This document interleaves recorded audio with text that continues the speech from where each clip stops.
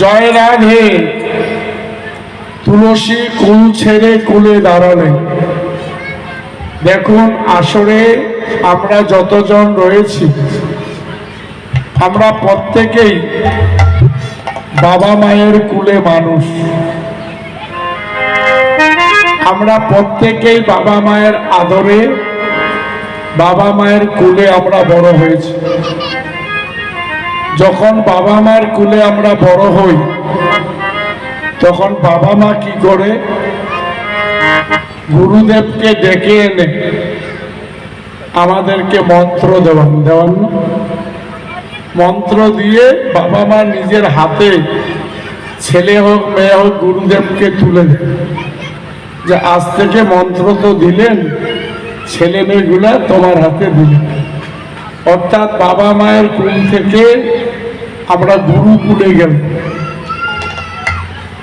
এবার গুরুকুলে গিয়ে গুরুদেবের আদেশ যদি আমরা পালন করতে পারি, তার কথা মতো যদি চলতে পারি, গুরুদেব ভালোবেসে তিনি রাধারানীর কুলে তুলে দিলেন। রাধারানীর কুলে তুলে দিবেন।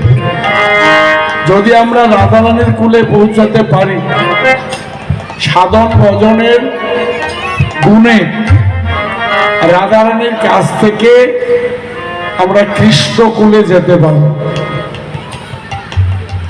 কিরকম আপনারা তো সবাই দেখেন, কেউ যদি একটা ছাদ দেয়, কেউ যদি দোতলা ছাদ দেয়, ছাদ দেওয়ার আগে 1 বছর আগে সিঁড়ি বানিয়ে রাখে, তাই না? 1 বছর আগে সিঁড়ির খানা কেন বানায়? সিঁড়ি যদি মজবুত না হয় তাহলে দোতলা ছাদ দিয়ে লাভ নেই। দোতলা ছাদ আছে, সিঁড়ি নাই, হবে? লাভ দিয়ে যেমন দোতলায় ওঠা যাবে না, সিঁড়ি ধরে উঠতে হবে। ঠিক লাভ দিয়ে ভগবানকে পাওয়ার চেষ্টা করবেন না। লাভ দিয়ে কোনোদিন ভগবান পাবেন না।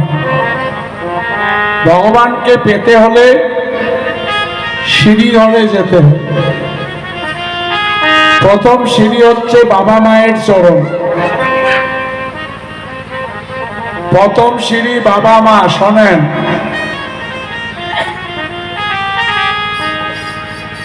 বাবা কি মা কি আমাদের শাস্ত্র নির্বাচন করে দিল। পিতা স্বর্গ, পিতা ধর্ম, পিতা হি পরম তপ, পিতরি পিতিমা পুণ্যে, পিয়ন্তে পিতা সর্ব দেবতা। চারিখানা বেদ, চারিখানা বেদে এই মন্ত্রখানা পাবেন।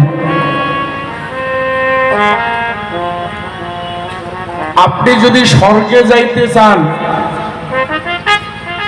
আগে বাবা মায়ের সেবা করেন। আপনি যদি সমাজে একজন ধার্মিক হইতে চান, বাবা মায়ের সেবা আগে। পিতা স্বর্গ, পিতা ধর্ম, পিতা কি পরম তপ। তুমি যদি তপস্বীও হও, তবু তোমাকে বাবা মায়ের সেবা করতে হবে।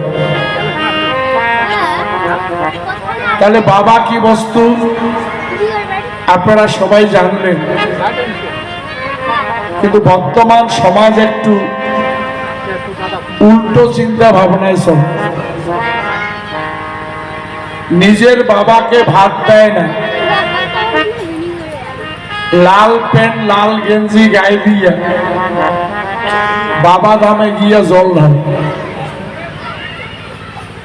বিহারে যায়, বাবা ধামে জল ঢালে, জল পেশে গিয়া জল ঢালে, আর নিজের বাবাকে ভাত দেয় না। এই জন্যে মা পার্বতী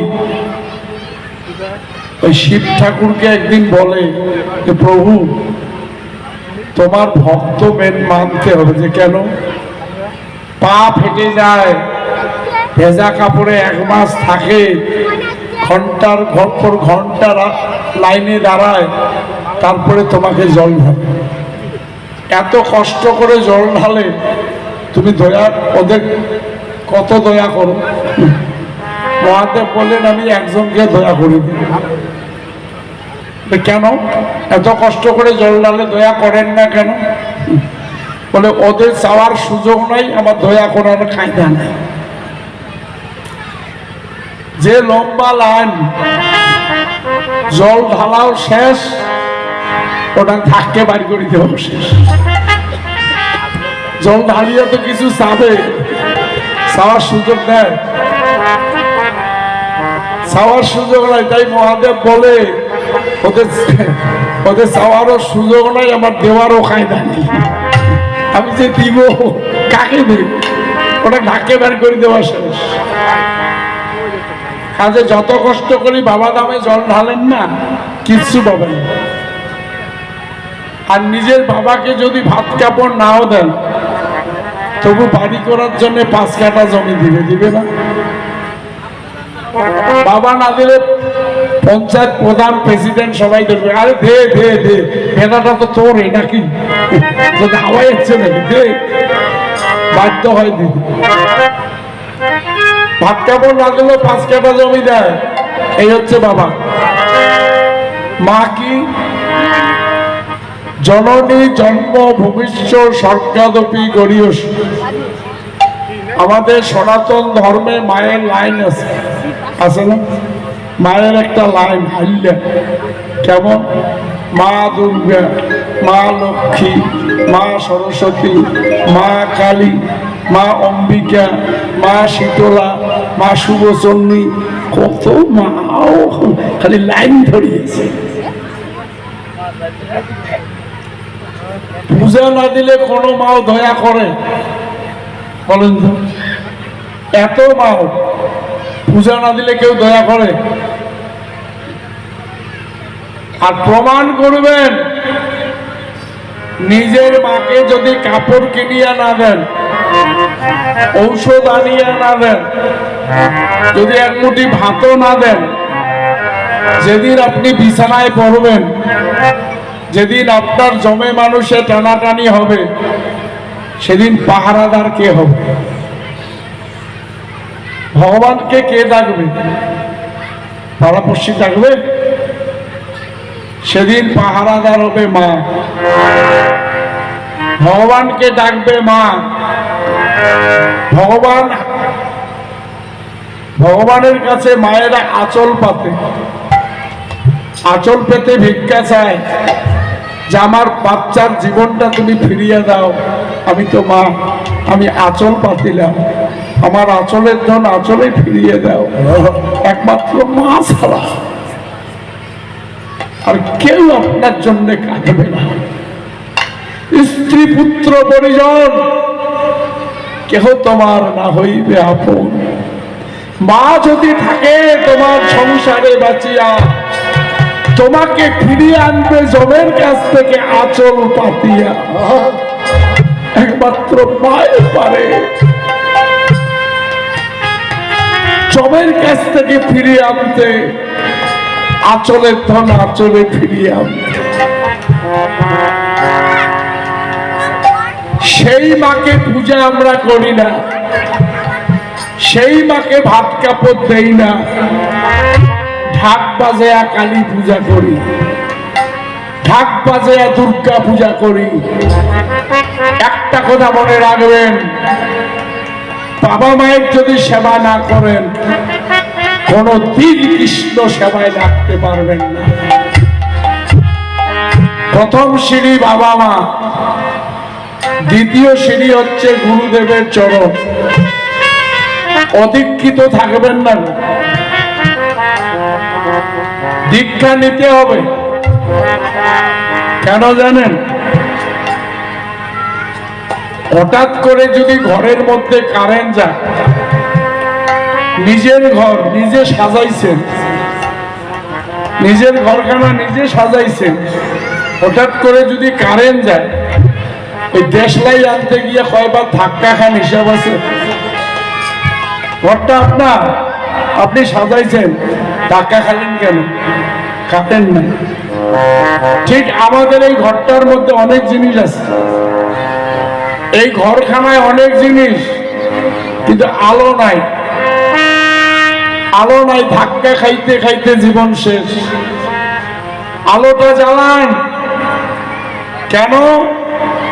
যত গুরুই থাক, আমাদের অনেক রকম গুরু আছে, আছে না? ওম গুরু থেকে শুরু করে, কৃষ্ণ গুরু থেকে শুরু করে, শ্রীমন্ত শঙ্করদেব থেকে শুরু করে, কুলগুরু ঠাকুর অনুকূল চন্দ্র, অনেক গুরু। যতই গুরু থাক, কোন গুরু এই মন্ত্রটা বাদ দেয় না। কি মন্ত্র? আমি অজ্ঞানং তিমিরন্ধস্য জ্ঞানঞ্জন শলাকয়া চক্ষুরোন্মিলিতং যেন তস্मै শ্রী গুরু। অর্থাৎ গুরুদেবের কাছ থেকে প্রার্থনা করতে হবে, আমার অন্ধকার ঘরে তুমি দেশলাই কাঠি জ্বালিয়ে দাও, তোমার কৃপা দিয়ে, তোমার মন্ত্র দিয়ে আমার ঘরটা আলো করে দাও। আমার ভিতরে কি কি আছে আমি যেন সব দেখতে পাই। কিন্তু দুঃখের কথা বলতে হয়, দীক্ষা আমরা অনেক মানুষ নিয়েছি, কিন্তু মন্ত্র মনে নেই, তাই না? দীক্ষা নেওয়া শেষ। কেউ যদি বলে দীক্ষা কয় কতদিনে নিছি, মন্ত্র কয় না, ভুলি যাওয়া শেষ। লাভ কি হলো? এই জন্য শুধু দীক্ষা নিলে হবে না, শিক্ষা নিলে হবে না, গুরু কর্ম করার চেষ্টা করবেন। গুরু কর্ম করবেন, এটা দ্বিতীয় সিঁড়ি। আপনি যদি গুরু কর্ম করেন, গুরুদেব আপনাকে রাধারানীর চরণে পৌঁছে দেন। আর রাধারানীর যেদিন কৃপা পাবেন, সেদিন অবশ্যই কৃষ্ণ পাবেন। তাই কুল ছেড়ে কুলে দাঁড়াইল, কুল ছেড়ে কুলে দাঁড়াইল, ছেড়ে কুলে দাঁড়াইল, কুল